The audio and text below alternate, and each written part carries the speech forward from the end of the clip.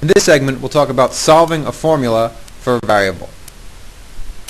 Sometimes you'll have formulas that have lots of different variables, but you want to express one variable in terms of all the others so you can understand it better.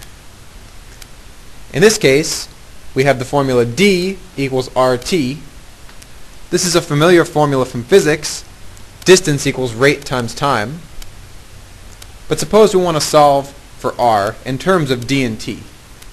That means we want to get r all by itself on one side and move everything else to the other side. In this case, it's not very difficult. We can divide both sides by t, and we get r is equal to d over t, or rate is equal to distance over time. Okay, here's another example. Suppose we have x minus xy equals z, and we would like to solve for x. Here is a common mistake that people make. You might say, I can get x by itself just by adding xy to both sides. Then I get x is equal to z plus xy. The problem here is that x still appears on both sides. You haven't actually isolated it.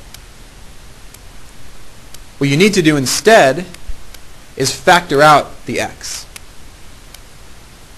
So here you see the equation again. And the next step down, I've factored out x. To see that these two expressions are equal, just multiply back through by x. You'll see here you get x, and here you get minus xy. Okay, once we've factored out x, it's easy to solve the equation for x. Now we can simply divide by 1 minus y, and we get x is equal to z over 1 minus y.